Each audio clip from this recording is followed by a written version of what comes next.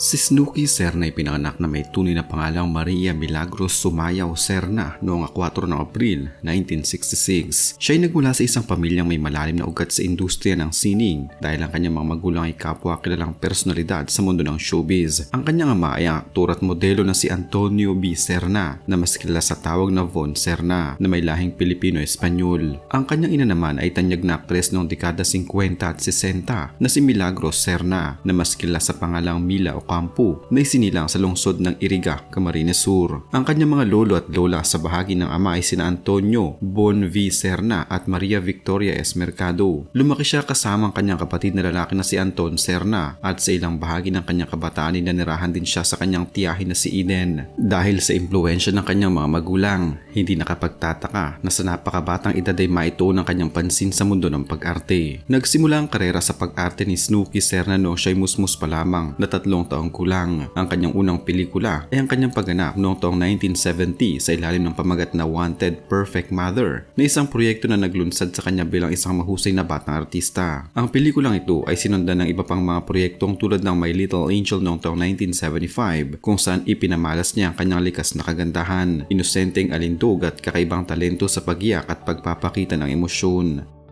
Ang kanyang maagang pagsabak sa pelikula ay nagbigay sa kanya ng pagkakataon na mahasa sa ilalim ng pangangasiwa ng mga batikang direktor kabilang ng pambansang alagad ng sining na si Lino Broca na naging malaking bahagi ng kanyang pundasyon bilang isang seryosong aktres. Sa paglipas ng panahon, unti-unting lumaki si Snooki Serna sa harap ng kamera at matagumpay na naituwid ang kanyang imahe mula sa pagiging isang child star patungo sa pagiging isang teenager na idolo noong dekada 80. Siya ay formal na ipinakilala bilang isa sa mga original na Regal Babies ng Regal Film, ang nangungunang kumpanya ng pelikula na pagmamayari ng producer na si Lily Monteverde. Kasabay niya sa grupong ito ang iba pang mga malalaking pangalan tulad ni Maricel Soriano, Dina Bonnevie, Gabby Concepcion, Albert Martinez at William Martinez. Sa panahong ito, naging tanyag ang kanyang pagganap sa mga pelikulang pangkabataan, drama at pantasya na nagbigay sa kanya ng bansag na Queen of Fantasy movies. Ilan sa kanyang mga hindi malilimutang proyekto ay ang Bata pa si Isabel noong taong 1981, Experience noong taong 1984 at ang sikat na Anak ni Waray, Anak ni Biday noong taong 1984. Ang kanyang pinakatampok na tagumpay sa takilya ay ang pelikulang Blusang Itim noong taong 1986 kung saan ginampanan niya ang karakter na si Jessa, isang babaeng may kapansanan sa mukha na nagbabago ang anyo sa pamamagitan ng isang mahiwagang blusa. Ang personal na buhay ni Snooki Serna ay naging paksari ng malawakang atensyon ng publiko, partikular ang kanyang naging relasyon at kasal sa aktor at modelo na si Ricardo Cepeda. Ang dalawa ay nag-isang dibdib noong Marso 17, 1992 sa isang seremonya na dinaluhan ng kanilang mga kapwa-artista at malalapit na kaibigan. Ang kanilang pagsasama ay nagbunga ng 2 anak na babae, sina Samantha Cepeda na isinilang noong taong 1992 at Sachi Cepeda na isinilang noong taong 1996. Si Samantha ay nagtapos ng pag-aaral sa kursong International European Studies sa De La Salle University at kalaunan ay pumasok sa corporate world, habang si Sachi naman ay kumuha ng kursong literature sa parehong pamantasan. Sa kabila ng mahigit 12 taong pagsasama, ang kasal ni Snooki Serna at Ricardo Cepeda ay dumaan sa matitinding pagsubok na humantong sa kanilang paghihiwalay. Formal na naaprubahan ang annulment na kanilang sibil na kasal noong Enero 2006. Sa mga sumunod na pahayag ni Ricardo Cepeda, nilinaw niya na bagamat maayos ang kanilang ugnayan bilang mga magulang sa kanilang mga anak, pinili nilang huwag maging malapit na magkaibigan at magkaroon ng kani-kaniyang direksyon sa buhay.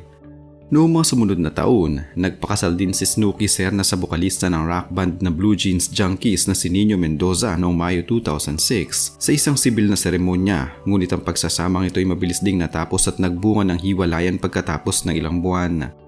Bukod sa mga isyong may kinalaman sa relasyon, hinarap din ni Snooki Serna ang mga seryosong hamon sa kanyang kalusugan na naging dahilan upang pansamantala siyang mawala sa sentro ng atensyon. Isa sa mga pangunahing karamdaman na kanyang ipinaglaban ay ang dysthymia, isang uri ng talamak at pangmatagalang depresyon na nagdudulot ng patuloy na kalungkutan, kawalan ng pag-asa at mababang enerhiya sa loob ng maraming taon. Ang sakit na ito ay matagal niyang dinala at naging sanhi ito ng kanyang mga emosyonal na pagbagsak na nakaapekto sa kanyang personal na buhay at profesional na obligasyon. Bukod sa aspetong mental at emosyonal, nakaranas din siya ng pisikal na karamdaman ng matuklasan na mayroon siyang mga polyps sa kanyang kolon o malaking bituka. Ang mga polyps na ito ay ang mga abnormal na paglaki na tissue sa loob ng bituka na nangangailangan na agarang medikal na atensyon at operasyon upang matiyak na hindi ito magiging cancer. Sumailalim siya sa mga kaukulang medikal na pamamaraan upang alisin ang mga tumor na ito at regular na sumasailalim sa mga pagsusuri upang masubaybayan ang kanyang kondisyon. Ang kasalukuyang kalagayan ng kalusugan ni Snooki Serna ay nagpapakita ng malaking pagbabago at pagbuti sa kanyang mga kamakailang pahayag.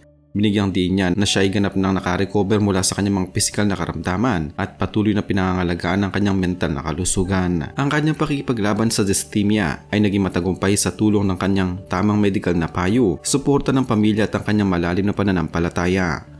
Noong taong 2011, formal siyang sumapi sa relihiyong Iglesia ni Cristo na ayon sa kanya ay naging malaking saligan ng kanyang emosyonal at spiritual na kagalingan. Ang kanyang mga sakit ay kontrolado na at siya ay nasa mabuting kalagayan, masigla at handa nang ipagpatuloy ang kanyang mga gawain sa buhay at industriya.